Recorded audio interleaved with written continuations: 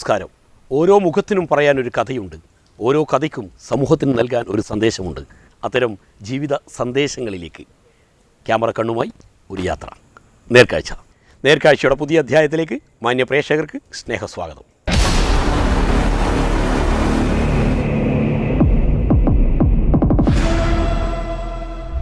നേർക്കാഴ്ചയുടെ ഇന്നത്തെ അധ്യായത്തിൽ നാം പരിചയപ്പെടുന്നത് വേറിട്ടൊരു വ്യക്തിത്വത്തെയാണ്.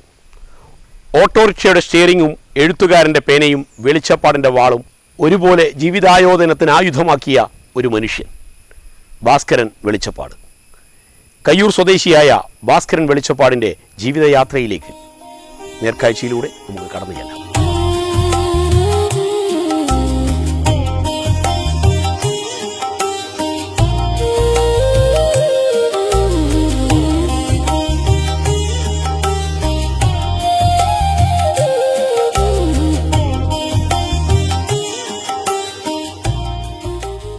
ഔപചാരികമായ വിദ്യാഭ്യാസം വളരെ ചെറിയ പ്രായത്തിൽ തന്നെ അവസാനിപ്പിച്ചിട്ടും എങ്ങനെയാണ് ഭാസ്കരൻ വെളിച്ചപ്പാട് വായനയിലേക്കും എഴുത്തിലേക്കും ആകർഷിക്കപ്പെട്ടത്?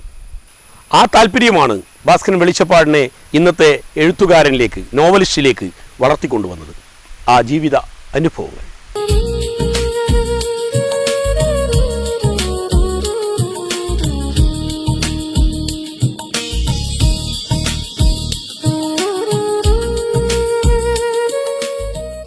വിദ്യാഭ്യാസം 4ാം ക്ലാസ്സിൽ നിന്ന് ജയിച്ച് 5ാം ക്ലാസ്സിലേക്ക് ആദ്യത്തെ 5 ദിവസം ഞാനും എൻ്റെ ഏട്ടനും അടച്ചേർന്നു. ഞങ്ങൾ 3 ആളും 4ാം ക്ലാസ്സിൽ നിന്ന് 5ാം ക്ലാസ്സിലേക്ക് ഒരുമിച്ചാണ് ജയിച്ചത്. അപ്പോൾ ഒരു ഏട്ടന് നല്ല ആരോഗ്യമില്ലതുകൊണ്ട് ഓനെന്തെങ്കിലും പണി എടുക്കാൻ പോയിക്കോട്ട് നല്ല അർത്ഥത്തിൽ എന്നെയും എൻ്റെ മൂത്ത ഏട്ടനെയും 5ാം ക്ലാസ്സിൽ ചേർത്തു. പക്ഷേ 5ാം ക്ലാസ്സിൽ ചേർത്തിട്ട് 5 ദിവസം നമ്മൾ പുസ്തകമൊന്നും ഇല്ലാണ്ട് പോയി. 5ാമത്തെ ദിവസം വൈകുന്നേരം മാഷ് പറഞ്ഞു, ഏതായാലും പുസ്തകം തിങ്കളാഴ്ച വരുമ്പം എല്ലാവരും പുസ്തകം കൊണ്ടുപോകണമെന്ന് പറഞ്ഞു. അപ്പോൾ നമുക്ക് വീട്ടിൽ എത്തിയിട്ട് അമ്മയോട് പറയാനല്ലാണ്ട് മറ്റ് വഴികളൊന്നുമില്ല പുസ്തകം വാങ്ങിത്തരാൻ. അങ്ങനെ പിന്നെ ആദ്യത്തെ ആഴ്ചയോട് കൂടിയിട്ട് 5ാം ക്ലാസ്സിലെ വിദ്യാഭ്യാസം നമുക്ക് മതിയാക്കേണ്ടി വന്നു. പിന്നെ ആദ്യം വീടിപ്പണി, പിന്നെ അതിന് ശേഷം തുന്നപ്പണി പഠിക്കാൻ വേണ്ടി പോയി. കുറച്ച് കാലം മറ്റൊരാളെ കാലിനെ നോക്കാൻ വേണ്ടി പോയി. അങ്ങനെ പലതരത്തിൽ പത്രവിൽപ്പന, അങ്ങനെ പല തരത്തിലുള്ള പണിയിലൂടെ കല്ലുകൊത്ത്, പിന്നെ പീടികയിൽ നിന്നു കച്ചവടം സ്വന്തമായിട്ട് ചെറിയ തോതിലാക്കി എല്ലാം മതിയാക്കി അവസാനമാണ് ഈ ഓട്ടോറിക്ഷയിലേക്ക് എത്തുന്നത്. അപ്പോൾ ഈ ഒരു കാലത്ത് നിന്ന് ഒരു 14 വയസ്സുണ്ടാകുമ്പോൾ തന്നെ എൻ്റെ ആദ്യത്തെ രചനാപരമായിട്ടുള്ള ഒരു സൃഷ്ടി, അന്ന് ദേശാഭിമാനി വാരികയിൽ ഒരു കഥ വരികയും ആ കഥ വായിച്ചിട്ട് എനിക്കുണ്ടായ അനുഭവങ്ങളെ കുറിച്ചിട്ട് ഞാൻ അതിൻ്റെ കത്തുകളിലേക്ക് അയക്കുകയും അങ്ങനെ 2 ആഴ്ചക്കുള്ളിൽ ആ കത്തുകളിൽ ഞാൻ എഴുതി അയച്ച അതേപോലെ വരികയും എൻ്റെ പേര് ആദ്യമായി അച്ചടി മാധ്യമങ്ങളിൽ നിലയിൽ പേര് വന്നത് ദേശാഭിമാനി വാരികയിലാണ്. അതുപോലെ ദേശാഭിമാനി വാരിക വായിക്കാൻ നമ്മൾ സ്വന്തം പുസ്തകം അല്ലെങ്കിൽ വാരിക വാങ്ങാൻ സാമ്പത്തികമൊന്നും ഇല്ലാത്തത് കൊണ്ട് മറ്റൊരാൾ വായിച്ച പുസ്തകം അയാൾ വായിച്ചതിന് ശേഷം ആഴ്ച ഞാൻ വായിക്കും. അങ്ങനെ വായിച്ച് പിന്നെ ദേശാഭിമാനി പത്രങ്ങൾ വായിക്കാൻ തുടങ്ങി. മറ്റ് പത്രങ്ങൾ, ചിന്താവാരിക, പിന്നെ കർഷക തൊഴിലാളി മാസികകൾ, ഇതെല്ലാം വായിക്കാനുള്ള സാഹചര്യം ചെറുപ്പം മുതൽ ഉണ്ടായിന്. പിന്നെ ബാലസംഘമായി ബന്ധപ്പെട്ട പ്രവർത്തനങ്ങൾ, അങ്ങനെ ചെറിയ കവിതകളും ചെറിയ നാടകം, ബാലസംഘത്തിന് വേണ്ടി ഒരു നാടകം പണ്ട് ഒരു 15 വയസ്സുണ്ടാകുമ്പോൾ എഴുതി. അത് ചായോത്ത് ബാലസംഘം യൂണിറ്റുകാരാണ് ആ നാടകം കൊണ്ടുപോയത്. അപ്പോൾ 14 വയസ്സ് മുതൽ ഞാൻ എഴുത്ത് മേഖലയിൽ വന്നു. പിന്നെ കുറച്ചും കൂടെ പ്രായമായതിന് ശേഷം ഞാൻ കവിത DYFI വില്ലേജ് തലത്തിൽ നടത്തിയ ഒരു മത്സരത്തിൽ കവിതാരചനയ്ക്ക് 1ാം സ്ഥാനവും ചെറുകഥാ മത്സരത്തിൽ 2ാം സ്ഥാനവും കയ്യൂർ വില്ലേജ് തലത്തിൽ നടത്തിയ മത്സരത്തിൽ കിട്ടി. അപ്പോൾ എഴുത്ത് മേഖലയിൽ നിന്ന് ആദ്യമായി കിട്ടിയ സമ്മാനം അതാണ്.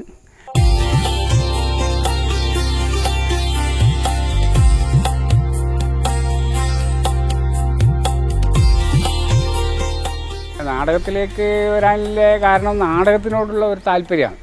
അപ്പോൾ ആ കാലത്ത് എന്താ പറഞ്ഞാൽ നമ്മുടെ നാട്ടിൽ കയ്യൂർ രക്തസാക്ഷി ക്ലബിൻ്റെയും മറ്റ് ശാലകളായാലും അന്ന് ഇഷ്ടംപോലെ നാടകങ്ങൾ, അതായത് നമ്മളെ നാട്ടിൽ തന്നെ പഠിച്ച് രംഗത്ത് അവതരിപ്പിക്കുന്ന, സ്റ്റേജിൽ അവതരിപ്പിക്കുന്ന ഒരു കാലം ആയിരുന്നു.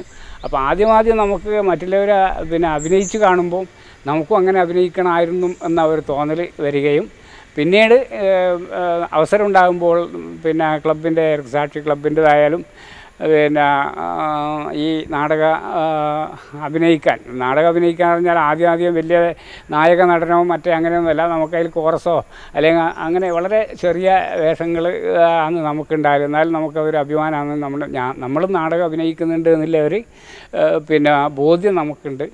അങ്ങനെയാണ് പരിഷത്തിലേക്ക് എത്തിയത്. പിന്നെ പരിഷത്തിൻ്റെ അധികാരം ജനങ്ങളിലേക്ക് എന്ന മുദ്രാവാക്യം ഉയർത്തിയിട്ട് 1986 ശേഷമാണെന്ന് തോന്നുന്നു, അത് കൃത്യമായ വർഷം ഓർമ്മയില്ല, ഗ്രാമവികസന ജാഥ എന്നുള്ള ഒരു ജാഥ ഉണ്ടായിരുന്നു. ആ ജാഥയിലാണ് പരിഷത്തിൻ്റെ കാസർഗോഡ് ജില്ലാ നാടക ടീമിൽ നമ്മൾ അംഗമായതും. കാസർഗോഡ് ജില്ലയിൽ മുഴുവനും ഓരോ ദിവസങ്ങളിലും നമ്മൾ ഒരു കാവിലുങ്കിയും തോർത്തും തലയിൽ കെട്ടിയിട്ട് നാടകം കളിച്ച അനുഭവം നമുക്കുണ്ട്. അതെല്ലാം ഒരു ജീവിതത്തിൽ മറക്കാൻ പറ്റാത്ത അനുഭവങ്ങളാണ്. പല ആളുകളുമായിട്ടുള്ള ബന്ധങ്ങൾ.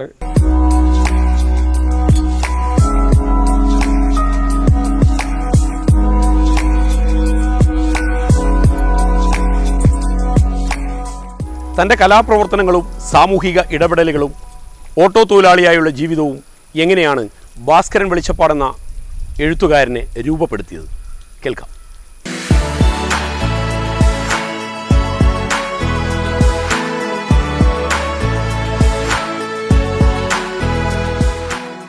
ഓട്ടോറിക്ഷ ഞാനിപ്പം 25 വർഷത്തിലേറെയായി ഓട്ടോറിക്ഷ എടുക്കണം. അപ്പോൾ ഈ ഓട്ടോറിക്ഷ പറഞ്ഞാൽ നമ്മളെ ജീവിതത്തിൻ്റെ ഒരു ഭാഗം തന്നെയായി മാറി. അതുകൊണ്ട് ഈ ഓട്ടോ തൊഴിൽ എന്നത്, ആ തൊഴിൽ മേഖല തന്നെ ഒരുപാട് അനുഭവങ്ങൾ നമ്മളെ ജീവിതത്തിലേക്ക് സംഭാവന നൽകുന്ന ഒരു മേഖലയാണ് ഓട്ടോറിക്ഷ തൊഴിൽ മേഖല. നമ്മൾ പല ആളുകളുമായിട്ട് ഇടപെടുന്നു. ആ ആളുകളിൽ നിന്ന് പല തരക്കാരായി ഉള്ള ആളുകളുമായി ബന്ധപ്പെടുമ്പോൾ നമുക്കൊരുപാട് പുതിയ അറിവുകളും അനുഭവങ്ങളും നമ്മളെ ജീവിതത്തിലേക്ക് കടന്നു വരും. അപ്പോൾ അത് എഴുത്തിനെ എത്രമാത്രം സ്വാധീനിച്ചു എന്നത് മറ്റൊരു കാര്യമാണ്. പക്ഷേ ഞാൻ ഈ ഓട്ടോറിക്ഷയും അതുപോലെ മറ്റ് കലാപ്രവർത്തനങ്ങളും സാമൂഹ്യ രംഗത്തെ പ്രവർത്തനങ്ങളിലും എല്ലാം എൻ്റേതായ കഴിവിൻ്റെ രീതിയിൽ ആചാരായാലും ഓട്ടോറിക്ഷ ഡ്രൈവറായാലും ഇപ്പോഴും അതുമായി മുമ്പോട്ട് പോകുന്നുണ്ട്. പഴയ കാലത്ത് നിന്ന് വ്യത്യസ്തമായി കൂടുതൽ ഉത്തരവാദിത്തങ്ങളാണ് നമുക്ക് ഒരു ആചാരക്കാരൻ എന്ന നിലയിൽ സമൂഹത്തോടും വിശ്വാസികളോടും അതുപോലെ ക്ഷേത്രവുമായി ബന്ധപ്പെട്ട ആളുകളോടും അല്ലെങ്കിൽ അങ്ങനെയുള്ള കാര്യങ്ങളുമായി ബന്ധപ്പെടുമ്പോൾ നമുക്കൊരു കൂടുതൽ ഉത്തരവാദിത്തങ്ങളുണ്ട്, ജീവിതത്തിൽ ഉത്തരവാദിത്തങ്ങളുണ്ട്. എഴുത്തുമായി ബന്ധപ്പെട്ടിട്ട് ഓട്ടോ തൊഴിൽ അങ്ങനെ ഒരു കാര്യമായ സ്വാധീനം ഉണ്ടായിട്ടില്ല. എന്തുകൊണ്ട് പറഞ്ഞാൽ ആ ഒരു മേഖല അങ്ങനെ ഒരു പ്രത്യേകിച്ചിട്ട് നമുക്ക് ഒരു അനുഭവം ഉണ്ടാക്കിത്തന്നെ. പക്ഷേ ഓട്ടോ മേഖലയായി ബന്ധപ്പെട്ട് ഓട്ടോ തൊഴിലാളികളായ ചില ഡ്രൈവർമാർക്കുണ്ടായ അനുഭവങ്ങളെക്കുറിച്ച് ഞാൻ 1-2 കഥകൾ എഴുതിയിട്ടുണ്ട്. കഥകൾ എഴുതിയിട്ടുണ്ട്. ആ കഥകൾക്ക് ഓട്ടോ തൊഴിലാളികളായ വായനക്കാർ വളരെയധികം സപ്പോർട്ട് തന്നിട്ടുണ്ട്, എനിക്ക് പിന്തുണ നൽകിയിട്ടുണ്ട്. എന്തുകൊണ്ട് പറഞ്ഞാൽ ഒരു ഓട്ടോ തൊഴിലാളിയെ കുറിച്ച് ഇത്രയും കൃത്യമായിട്ട് ഒരു എഴുത്തുകാരൻ എഴുതി എന്ന ഒരു അഭിപ്രായങ്ങൾ, അതായത് ലേറ്റസ്റ്റിൽ ഞാൻ സ്ഥിരം നേരത്തെ എഴുതുന്നതാണ്. അതിൽ 2-3 ലക്കങ്ങളിലായിട്ട് കഥ എഴുതിയിന്. ആ കഥയിൽ അന്ന് ഒരു ഓട്ടോക്കാരൻ രാഘവൻ എന്നുള്ള ഒരു കഥാപാത്രത്തിൽ വെച്ചിട്ട് ഇതെഴുതി. അപ്പോൾ കാഞ്ഞങ്ങാടിലെ ഒരു കൂട്ടം ഓട്ടോ തൊഴിലാളികൾ എനിക്ക് പ്രത്യേകം അഭിനന്ദനങ്ങൾ തന്നിട്ടുണ്ട്.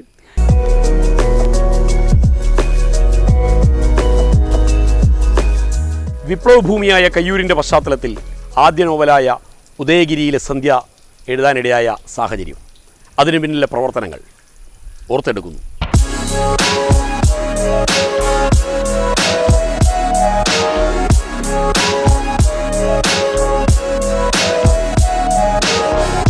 ആദ്യ പുസ്തകമായ ഉദയഗിരിയിലെ സന്ധ്യ എഴുതുന്ന സമയത്ത് അന്നത്തെ ഒരു പ്രത്യേക രാഷ്ട്രീയ കാലാവസ്ഥയും എൻ്റെ മാനസികമായിട്ട് ചില ചില പ്രതിഷേധങ്ങളൊക്കെ ആ കാലത്തുണ്ടായി. അപ്പോൾ അതുകൊണ്ട് തന്നെ ആ നോവലിലും കുറേ അധികം വിമർശനങ്ങളാണ് അന്നുള്ളത്.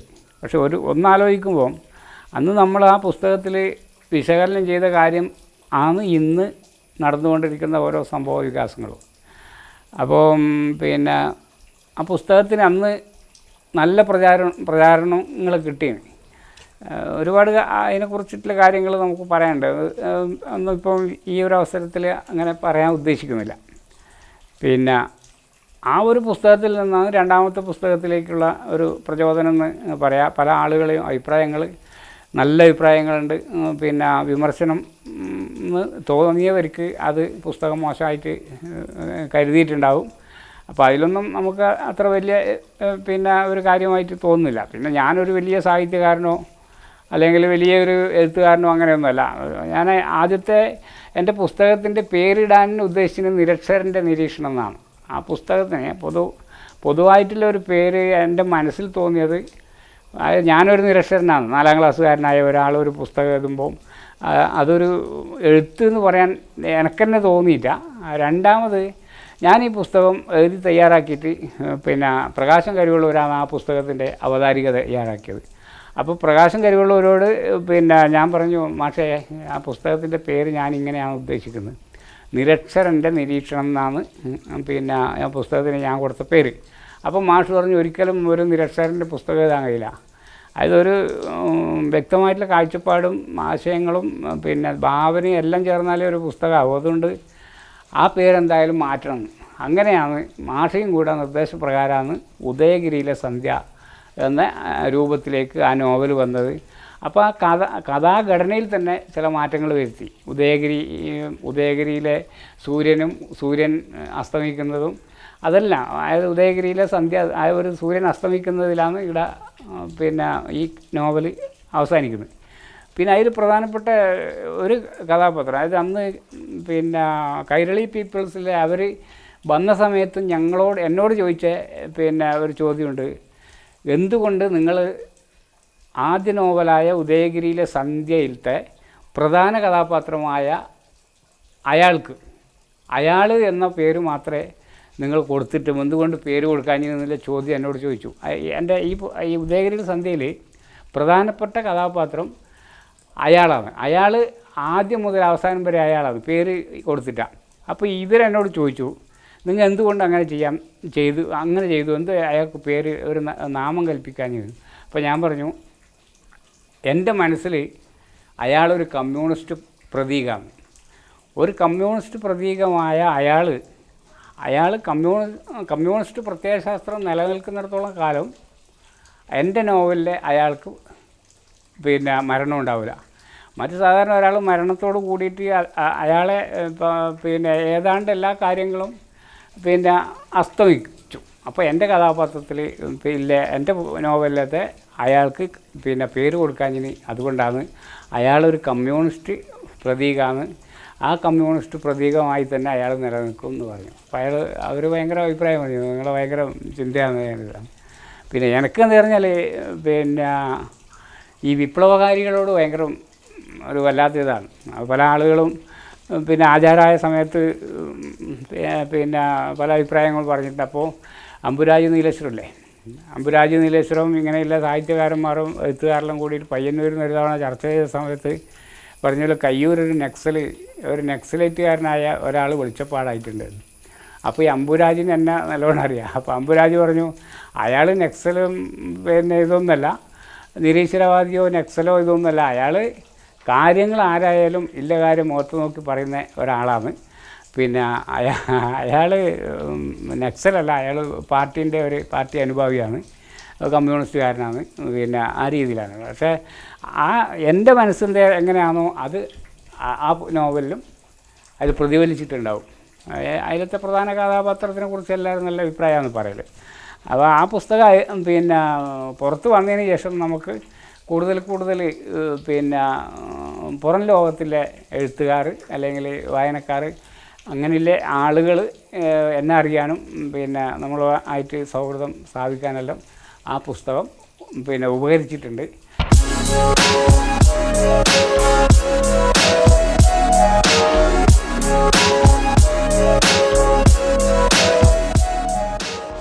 പുരോഗമന ചിന്താഗതിക്കാരനും ശാസ്ത്ര സാഹിത്യ പരിഷത്ത് പ്രവർത്തകനുമൊക്കെയായ അങ്ങയുടെ ജീവിതത്തിൽ അപ്രതീക്ഷിതമായി ഒരു ക്ഷേത്രത്തിൻ്റെ ദേവനർത്തകനാകാൻ നിയോഗമുണ്ടായപ്പോഴുണ്ടായ അനുഭവം, ഒപ്പം ആ മാറ്റം അങ്ങയുടെ വ്യക്തി ജീവിതത്തെയും സാമൂഹ്യ ജീവിതത്തെയും എഴുത്തിനെയും എങ്ങനെ സ്വാധീനിച്ചു?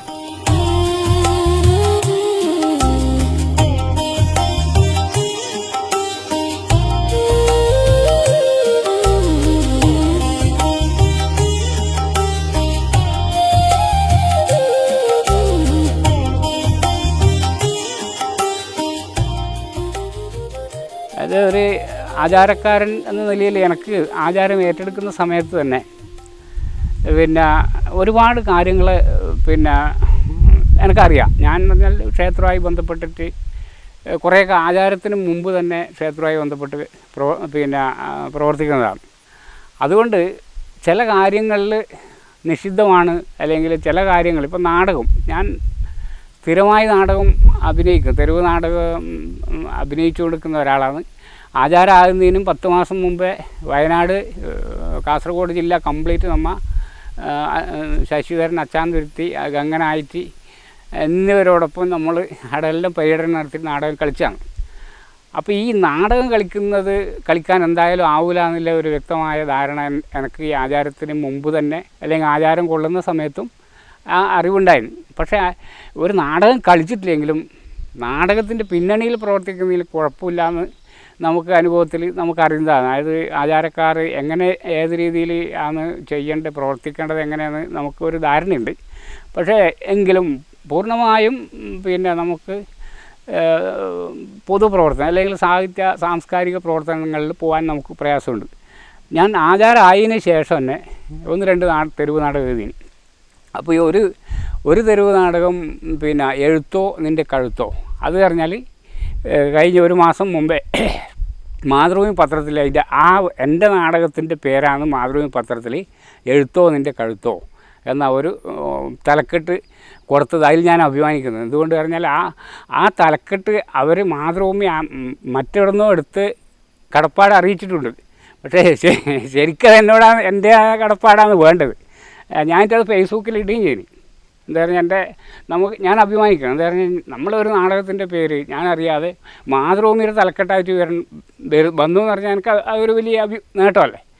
അപ്പോൾ അങ്ങനെ ഒരു അനുഭവങ്ങൾ ഉണ്ടായിരുന്നു. അപ്പോൾ 1-2 നാടകം എഴുതിയിട്ടുണ്ട്. ഇപ്പോഴും ചില ഷോർട്ട് ഫിലിം കാര്യങ്ങളിൽ എഴുതാൻ ആവശ്യപ്പെടുന്നുണ്ട്. തെരുവ് നാടകം എഴുതാൻ പറയുന്നുണ്ട്, ഏകാംഗ നാടകം എഴുതാൻ പറയുന്നുണ്ട്. അപ്പോൾ ആചാരം നിലയിൽ ഇപ്പോൾ പൂരം കൂടിയാൽ 1 മാസത്തോളം നമുക്ക് ഈ ക്ഷേത്രവുമായി ബന്ധപ്പെട്ടിട്ട് തന്നെ കളിക്കണം. 5 ദിവസം സ്ഥിരമായിട്ട് ഇരുന്ന് വീട്ടിലേക്ക് പോകാനേ പറ്റില്ല. അപ്പോൾ ആ സമയത്ത് പൂർണ്ണമായിട്ട് നമുക്ക് ആചാരവും ക്ഷേത്ര സംബന്ധമായ കാര്യങ്ങളുമായി ബന്ധപ്പെട്ടിട്ട് ഇവിടെ തന്നെ കഴിയണം. അന്നേരം നമുക്ക് മറ്റൊരു ചിന്തയുണ്ടാവില്ല. സാഹിത്യവും സാംസ്കാരികവും അതെല്ലാം മതിലിന് പുറത്തിറങ്ങിയിട്ട് നമ്മുടെ രീതിയിലേക്ക് പോകുമ്പോൾ മാത്രമാണ്. അപ്പോൾ ഇങ്ങനെ ചില പരിമിതികൾ നമുക്ക് ആചാരക്കാർ എന്നുള്ള നിലയിലുണ്ട്. പക്ഷേ അഭിമാനം തോന്നുന്ന പല കാര്യങ്ങളും എൻ്റെ ജീവിതത്തിലുണ്ടായിരുന്നു. അതായത് ഇപ്പം കയ്യൂർ ഭാസ്കരൻ വെളിച്ചപ്പാടച്ചൻ എന്ന് പറഞ്ഞാൽ നമ്മൾ സഖാവ് വെളിച്ചപ്പാടച്ചൻ എന്നാണ് അധികം ആചാരക്കാർ നമ്മൾ പറയൽ. ഞാൻ തീയ സമുദായത്തിൻ്റേതായാലും ആചാരക്കാരതായാലും ഒരു യോഗത്തിലോ സമ്മേളനത്തിലോ മീറ്റിങ്ങിലോ പോയി കഴിഞ്ഞാൽ ഞാൻ ഒരു 1/4 മണിക്കൂർ സമയമല്ലോ അല്ലെങ്കിൽ 1/2 മണിക്കൂർ സമയം വേണമെങ്കിൽ ഞാൻ സംസാരിക്കും. അപ്പോൾ എന്താ പറഞ്ഞാൽ കാസർഗോഡ് ജില്ലയിലെ ഏകദേശം ആചാരക്കാർക്കും എന്നെ അറിയാം.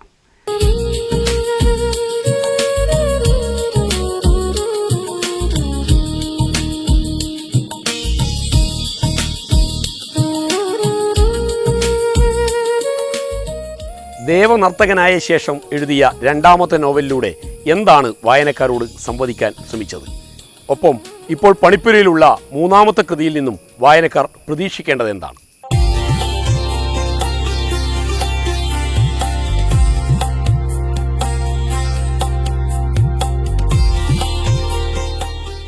രണ്ടാമത്തെ പുസ്തകം ഈ പുസ്തകം, അതായത് വെളിച്ചത്തിൻ്റെ വിത്തുകൾ എന്ന പുസ്തകം. ഈ പുസ്തകത്തിൽ ഞാൻ പറയാൻ ഉദ്ദേശിച്ചത് നമ്മുടെ വരുന്ന തലമുറ, അതായത് നമ്മളിപ്പോഴത്തെ കുട്ടികൾ വളർന്നു വരുന്ന ആ ഒരു തലമുറകൾക്ക് പൂർവ്വകാലങ്ങളിൽ, അതായത് കഴിഞ്ഞ കാലങ്ങളിൽ നമ്മളെ നാട്ടിലത്തെ ജനങ്ങൾ അനുഭവിച്ചതും പിന്നെ അവർ സഹിച്ചതും സഹനങ്ങളും ഇതെല്ലാം ഉൾപ്പെടുത്തിക്കൊണ്ട് പുതിയ തലമുറക്ക് ഒരു അറിവ് ഉണ്ടാക്കണം. ഇങ്ങനെയായിരുന്നു നമ്മുടെ നാട്.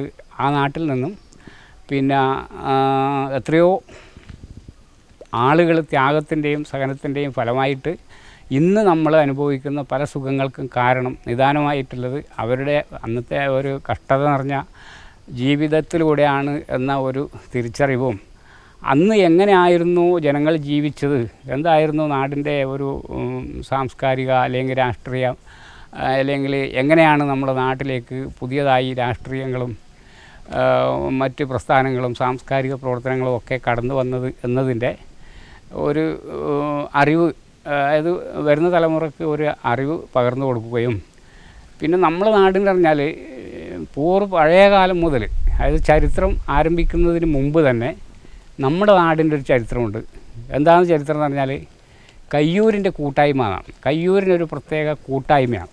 ആ കൂട്ടായ്മ അതേപോലെ ഇന്നും നിലനിർത്തി കൊണ്ടുപോകാൻ നമ്മുടെ നാട്ടിലത്തെ ആളുകളും അതിന് പിന്നെ മേൽനോട്ടം വഹിക്കുന്നു എന്നതുപോലെ നമ്മളെ കമ്മ്യൂണിസ്റ്റ് പ്രസ്ഥാനങ്ങളായാലും കർഷക സംഘത്തിൻ്റെ പ്രവർത്തകരായാലും അല്ലെങ്കിൽ പുരോഗമന പ്രസ്ഥാനങ്ങളിലെ നേതാക്കളും പ്രവർത്തകരും ഇന്നും കയ്യൂര് പണ്ട് മുതൽ അനുവർത്തിച്ച് വന്ന അല്ലെങ്കിൽ പാരമ്പര്യമായി തുടർന്ന് വന്നിരുന്ന ആ ഒരു കൂട്ടായ്മ ഇപ്പോഴും നിലനിന്ന് പോകുന്നുണ്ട് എന്നതിൻ്റെ ഒരുപാട് ഉദാഹരണങ്ങൾ നമുക്ക് പറയാൻ കഴിയും. അപ്പോൾ അതിൻ്റെ ഒരു തുടർച്ച പോലെ പിന്നെ ഇതെല്ലാം നമ്മളെ ഇന്നത്തെ തലമുറയിലത്തെ കുട്ടികളായാലും മറ്റുള്ളവരായാലും അറിയുന്നുണ്ടെങ്കിലും എങ്ങനെയാണ് ഇങ്ങനെ ഒരു കൂട്ടായ്മയിലേക്ക് ഈ നാട് ഉയർന്നു വന്നത്, അല്ലെങ്കിൽ ഉയർത്തി കൊണ്ടുവന്നത് ആരാണ്, എങ്ങനെയാണ് എന്നുള്ള ഒരു പിന്നെ ഉത്തരങ്ങൾ കൊടുക്കാനാണ് ഈ പുസ്തകം ഞാൻ ഉദ്ദേശിച്ചത്, ഈ പുസ്തകത്തിലൂടെ പറയുന്നത്. പക്ഷേ പിന്നെ ഈ പുസ്തകം ഞാൻ 500 കോപ്പി ഇറക്കിയിട്ടുണ്ടെങ്കിൽ ഇപ്പം ഒരു കോപ്പി പോലും എൻ്റെ വീട്ടിലില്ല. ഇന്നിപ്പോൾ ഈ പുസ്തകം എൻ്റെ മരുമകന് കൊടുത്ത പുസ്തകമാണ് ഈ പുസ്തകം. പുതിയ പുസ്തകത്തിൻ്റെ പറഞ്ഞാൽ അതിൽ പിന്നെ നമ്മളെ സംസ്കാരമോ രാഷ്ട്രീയമോ മറ്റ് പൊതു ജീവിതവുമായി ബന്ധപ്പെട്ടിട്ടുള്ള കഥയല്ല. അതൊരു പിന്നെ ഒരു ഗ്രാമം ഉണ്ടാകുന്നതാണ്.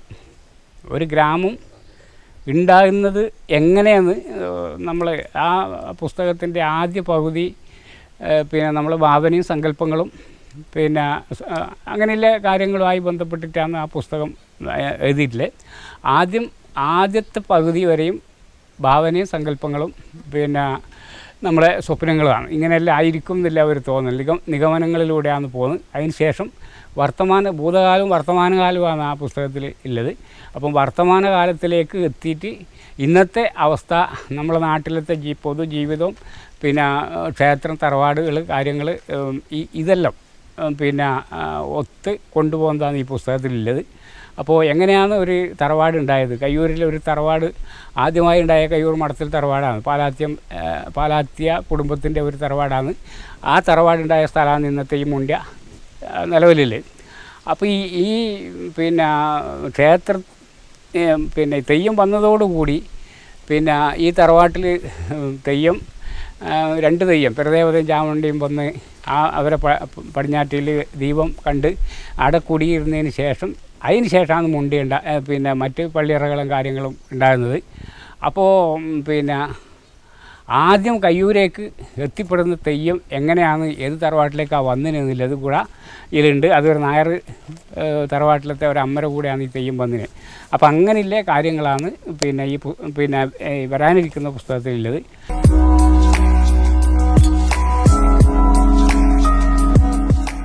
ദേവനർത്തകനായ വെളിച്ചപ്പാട് ഒരു ഓട്ടോ ഡ്രൈവർ, കലാകാരൻ, സാമൂഹിക പ്രവർത്തകൻ, ഇങ്ങനെ വ്യത്യസ്ത മുഖങ്ങളിലൂടെ നിറഞ്ഞാടുന്ന ഈ മനുഷ്യന് പുതുതലമുറയോട് നൽകാനുള്ള സന്ദേശം.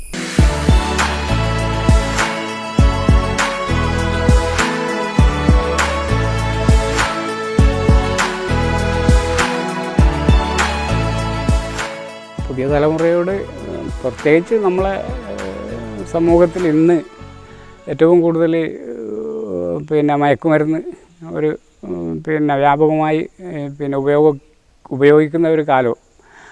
അപ്പോൾ അതിനെതിരെ അല്ലെങ്കിൽ നമ്മളത് മയക്കുമരുന്ന് ഉപയോഗിക്കില്ല എന്നുള്ള ഒരു സ്വബോധത്തോട് കൂടിയിട്ട് യുവ തലമുറ അല്ലെങ്കിൽ ചെറിയ വിദ്യാർത്ഥികൾ മുതൽ അങ്ങോട്ടുള്ള ആളുകൾ പിന്നെ ആ ഒരു രീതിയിലേക്ക് നമ്മൾ പോകില്ല എന്ന് സ്വയം തീരുമാനിക്കണം എന്നുള്ള ഒരു അഭ്യർത്ഥനയാണ്. മറ്റേന്ന് പറഞ്ഞാൽ നമ്മളെ പിന്നെ വളർന്നു വരുന്ന തലമുറ പറഞ്ഞാൽ പരസ്പര സ്നേഹത്തോടെയും പിന്നെ ബഹുമാനത്തോടു കൂടിയും എല്ലാ മനുഷ്യരെയും സമഭാവനയോടുകൂടി കാണാനും പിന്നെ തയ്യാറാവണം. പിന്നെ നമ്മളെല്ലാം എല്ലാ മനുഷ്യരും ഒരേ രീതിയിൽ ചിന്തിക്കണം. അതുപോലെ ജാതി മത വ്യത്യാസമില്ലാതെ നമ്മൾ പരസ്പരം മനുഷ്യരെ സ്നേഹിച്ചുകൊണ്ട് നല്ലൊരു സമൂഹം നമ്മളെ നാടിനും അതുപോലെ നമ്മളെ രാജ്യത്തിനും ഉണ്ടാകണം എന്നത് മാത്രമാണ്. അതിനുവേണ്ടി യുവജനങ്ങൾ അല്ലെങ്കിൽ വളർന്നു വരുന്ന തലമുറ തയ്യാറാണ്.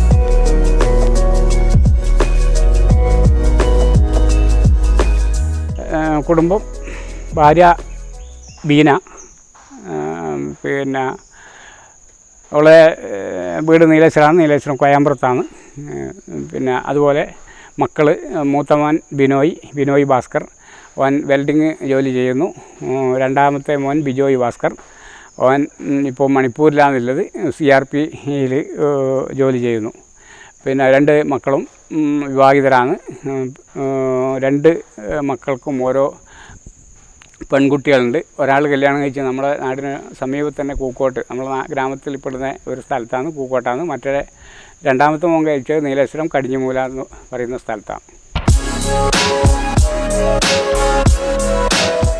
1-2 അവാർഡുകൾ പുരസ്കാരങ്ങൾ കിട്ടിയിട്ടുണ്ട്. അവാർഡ് എന്ന് പറയാൻ കഴിയില്ല. അത് പറഞ്ഞാൽ അത് ഒരു സർക്കാർ അംഗീകൃതമായിട്ടുള്ള ഒരു സ്ഥാപനത്തിൻ്റെ അല്ലെങ്കിൽ ഒരു പിന്നെ സൊസൈറ്റിയുടെ അവാർഡല്ല. അതൊരു JC ഡാനിയലിൻ്റെ പേരിൽ നടത്തുന്ന ഒരു പിന്നെ ഒരു കൂട്ടായ്മ നൽകിയ ഒരു പിന്നെ അവാർഡാണ്. JC ഡാനിയൽ പുരസ്കാരം എന്നാണ് അതിന് പേര് പറഞ്ഞിട്ടുള്ളത്. അതേമാതിരി ആദ്യകാല കോമഡി കലാകാരനായ ഋഷിമംഗലം കൃഷ്ണൻ നായരുടെ പേരിലും ഒരു പുരസ്കാരം കിട്ടിയിട്ടുണ്ട്. പിന്നെ അത് രണ്ടും തിരുവനന്തപുരത്ത് വെച്ചിട്ടാണ് പിന്നെ അത് വിതരണം ചെയ്തത്. രണ്ടിനും ഒന്ന് ചിഞ്ചു റാണി മന്ത്രി, മറ്റൊന്ന് നമ്മളെ കൊല്ലം തുളസി സിനിമാ നടൻ, അവരിൽ നിന്നാണ് അത് ഏറ്റുവാങ്ങിയത്.